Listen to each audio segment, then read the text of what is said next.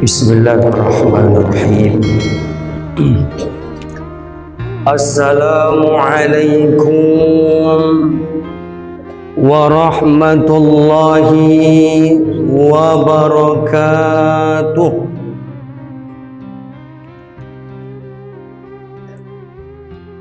Alhamdulillahilladzi anzala as-sakinata fi qulubil mu'minin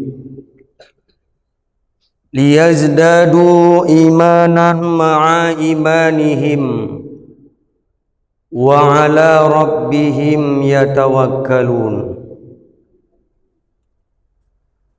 Ashhadu an la ilaha illallah wahdahu la syarika lah wa ashhadu anna muhammadan abduhu wa rasuluh la nabiyya ba'dah, amma ba'd.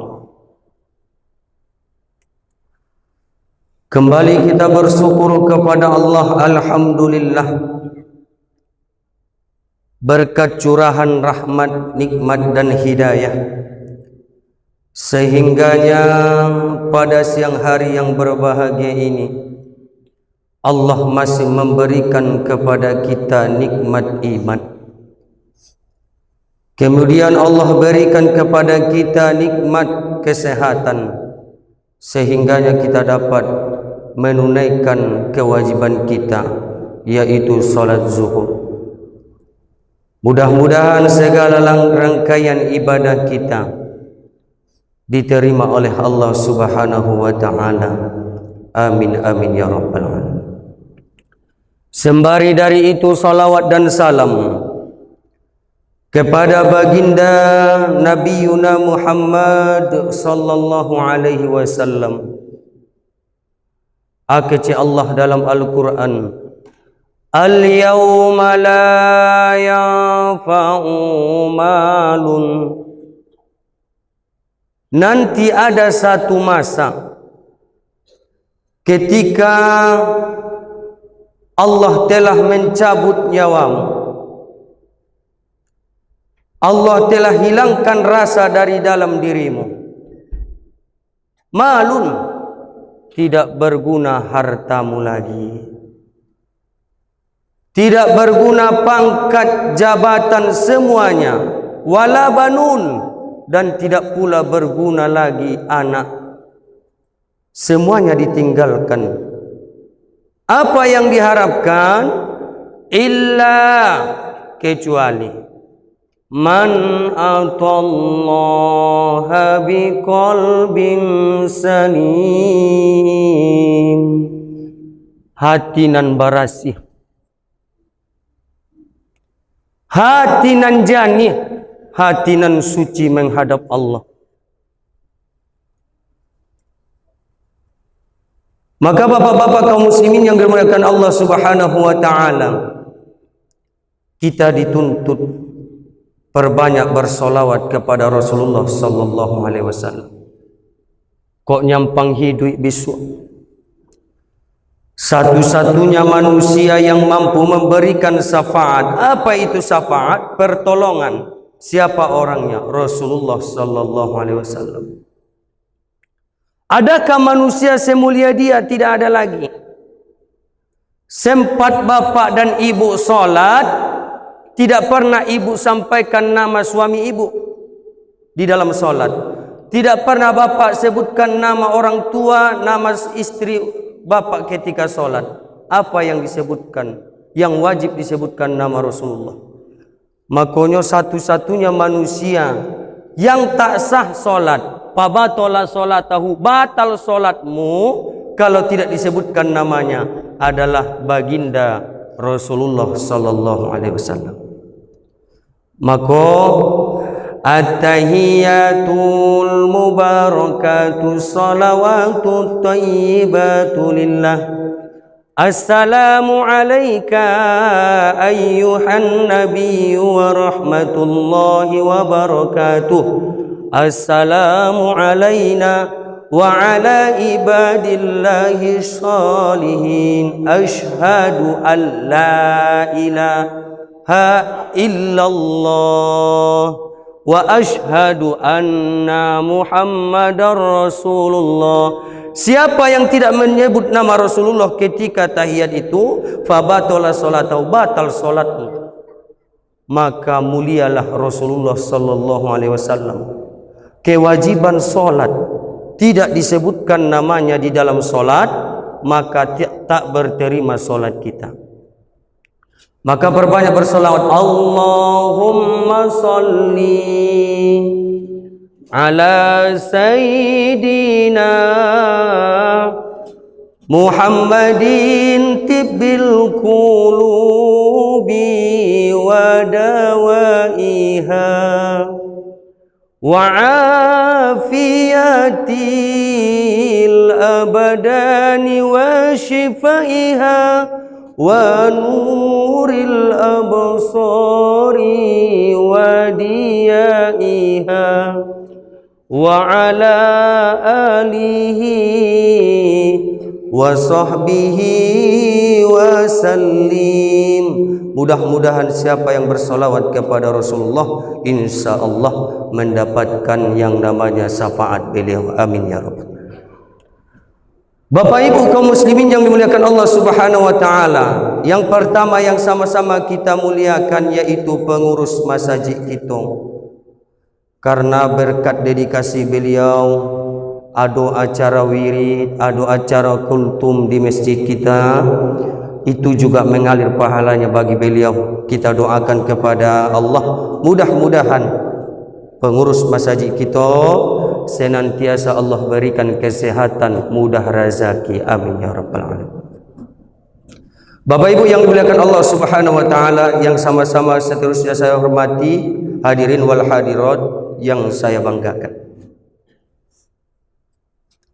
Adapun tema kultum zuhur pada siang hari ini yaitu tentang bagaimana wudhu yang biasa dilakukan oleh baginda Rasulullah sallallahu alaihi wasallam. Bapak Ibu kaum muslimin yang dirahmati Allah, ketika berwudunya Rasulullah sallallahu alaihi wasallam, Rasulullah paling benci orang yang berlebih-lebihan menggunakan air. Kadang-kadang sudah disampaikan oleh pengurus masjid, setelah engkau memakai, setelah awak memakai air keran tu matian, adolo orang nan indak mematian air keran tu. Disangkonya indak dosa gadang tu. Sedangkan Rasulullah berwudu, dia tidak suka menggunakan air yang besar-besar, air yang banyak, tapi sedikit. Akan tetapi tidak pernah dia tinggalkan yang namanya ketika air itu sedikit, jangan sampai awak ketika bau dua tu kembali lagi airnya ke dalam ember. Kalau misalkan kita berwudu dari ember, maka yang di dalam masjid kita air keran yang dihidupkan itu dia akan mengalir. Maka yang kita gunakan air ketika berwudu itu sulit kembali lagi ataupun tidak sah. Yang susah itu kalau kita berwudu menggunakan ember. Kadang-kadang awak berwudu, air yang digunakan yang sudah membasuh muka kita kembali lagi ke dalam ember, maka itu mengurangi keabsahan atau bisa membatalkan wudu kita. Bapak Ibu yang dimuliakan Allah Subhanahu wa taala, kemudian ketika hendak berwudu ada hal yang perlu disunnah-sunnahkan. Nan patamo bakumua-kumua. Nan kedua menyela-nyela jari. Nan ketiga bergosok gigi apalagi. Kemudian ada yang paling perlu ibu bapak ketahui, yaitu istinja. Tapi kini ada orang nan berpendapat bahwa istinja kok setiap kali berwudu harus istinja. Bapak Ibu yang dimuliakan Allah Subhanahu wa taala, istinja ini ketika hendak keluar dari kubul dan ataupun dubul kita. kotoran, maka wajib istinja. Akan tetapi kalau misalkan bapak jo ibu pergi yang namanya bekerja, kemudian tak ada mau keluar dari kubur dan duburnya, kemudian dia langsung berwudu, maka itu dibolehkan.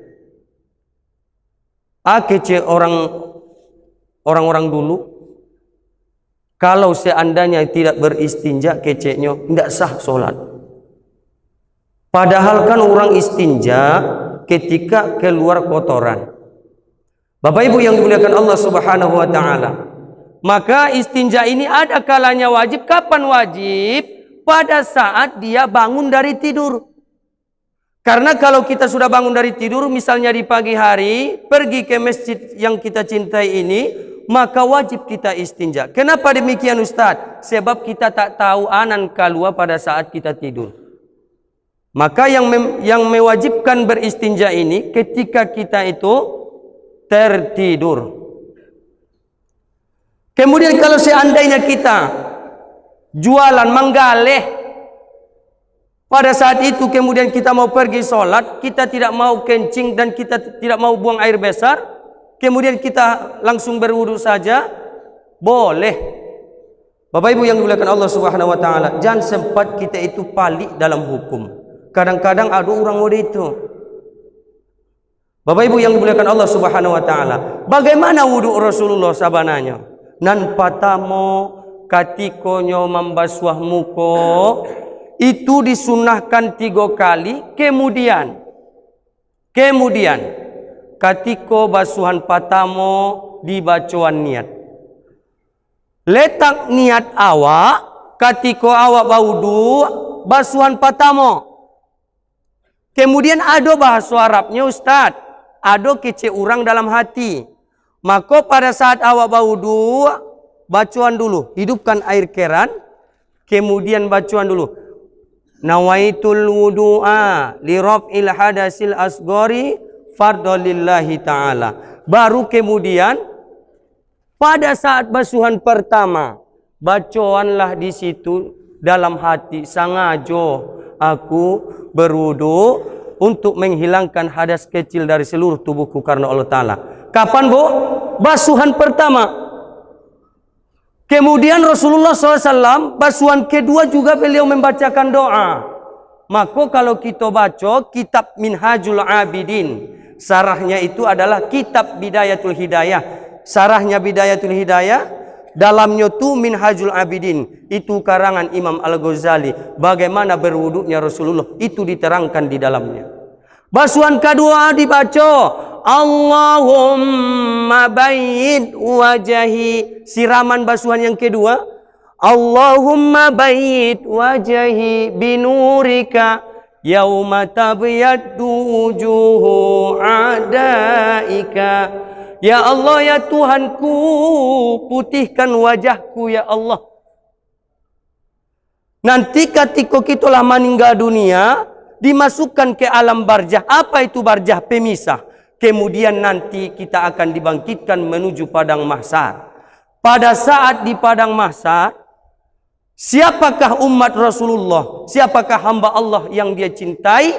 Adalah orang nan baca hayo mukonya.